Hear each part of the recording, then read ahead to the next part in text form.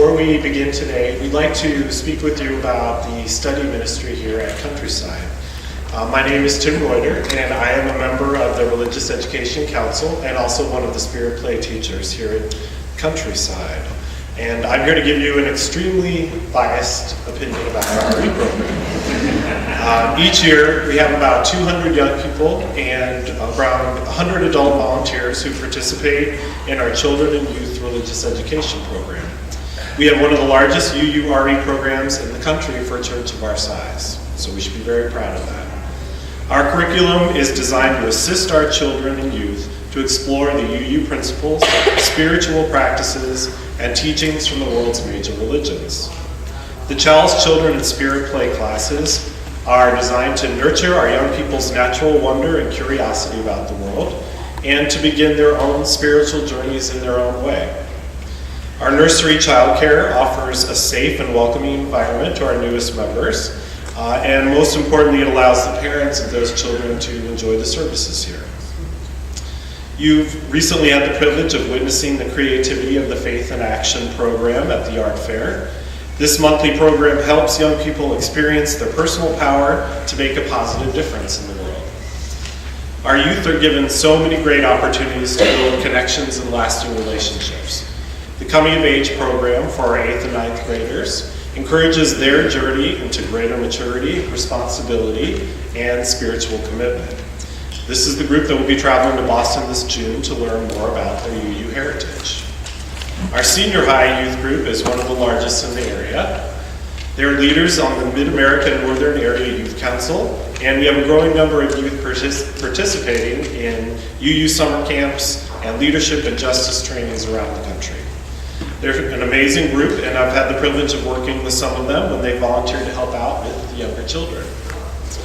On a personal note, my husband and I entrusted our first son to the care of the Child's Children teachers on our very first day here. Not always the easiest thing to do. Now we have a son who's in the nursery, and our oldest is in Spirit Play class. He and his classmates have developed lasting friendships which have blossomed beyond the walls of this church. I feel great joy knowing that our youth are given the support and encouragement of the whole church as they begin their long journey of spiritual discovery. If you have any questions about the RE program here at Countryside, please feel free to find me. Thank you. Now we're going to have a few words about the adult programs available. Hi, I'm Bernice McCarthy. Good morning. Use the microphone. I've been a member of the congregation since 2012. Use the microphone. I'm on the study ministry with Reverend Colleen and Lisa Bonet. And being the new gal on the block, I was asked to do this morning. Okay, so I'm going to explain in 3 minutes why we have an adult study ministry program, what we offer, how does it work, and what will happen if you go to the sessions and if you go to the retreat. Okay, I want you to do one thing. I want you to think of the very first word that comes to your mind when you see that word. You don't have to write it down. You don't have to tell me. Time's up.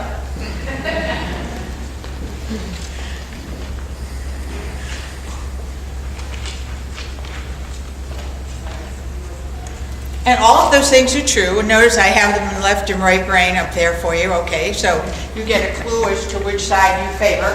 But there is a much more important reason to think about what learning is. And the best definition ever I heard is Bob Keegan at Harvard, who said learning is the making of meaning.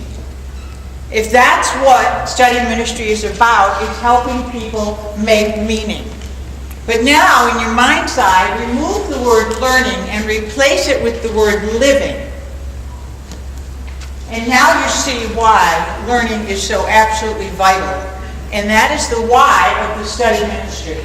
To help people make meaning here in this congregation. What do we do? Now I'm in the what place. We have classes, seminars, discussions, spiritual practices and wellness, meditation, and retreats. All done by wonderful people who are passionate about all the things that they're doing. This is a list of the things that we have. I'll let you read it yourself.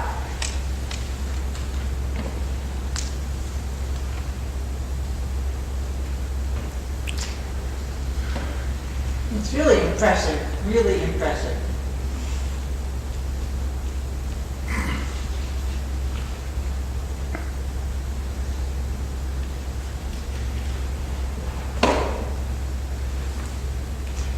two latest ones, the two new ones. Collective wisdom is the notion of the philosophy of you, and it includes Michael Dodd's work on evolution. And the poetry class is brand new. It's only had 2 sessions, and I attended it, the second one, last Tuesday, and had an absolutely delightful hour and a half. So I would encourage you to do that. Okay, and this, of course, is coming up. I have met with Greg Eaton, with Colleen, and am really, really impressed. Not only with the person that he is, but the knowledge he has and the experience he's had. I wouldn't miss the retreat for myself now, after having met him. So I couldn't encourage you more to think about going and doing that. Okay, and the last part is, how does this whole thing work? It works because people listen and share. And the insights that you gain when you can put your experiences, exotic or mundane, side by side with other people's, there's a magic that comes in that collective kind of being together that makes these things so important. And then I lastly mentioned tacit knowing. You know, we know things that we don't know that we know. And so when you look at the research on tacit knowing, how does it happen in a place and what makes it happen? It has to do with the authenticity of the people who are there, who are willing to share the reality of who they are.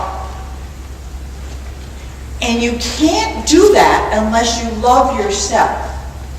So the last part of this is the what if part. And I'm going to read you a little poem by Derek Walcott about loving yourself. Because if you love yourself, then you can share openly with others. And I Googled Derek Walcott because all the work he does is on the West Indies. And that's the picture that came up on Google. So that's supposed to be the West Indies. He wrote this incredible poem about loving yourself. And if I may, I'd like to read it to you. It's called Love After Love. The time will come when, with elation, you will greet yourself, arriving at your own door, in your own mirror, and each will smile at the other's welcome and say, sit here, eat. The time will come when, with elation, you will greet yourself, arriving at your own door, in your own mirror, and each will smile at the other's welcome and say, sit here, eat. You will love again the stranger who was yourself. Give wine, give bread, give back your heart to itself, to the stranger who has loved you all your life and whom you ignored for another and who knows you by heart. Give back your heart to itself, to the stranger who has loved you all your life, whom you ignored for another who knows you by heart. Take down the love letters from the bookshelf, the photographs, the desperate notes. Peel your own image from the mirror and sit and feast on your life. And come and join us so we can all feast on each other's lives.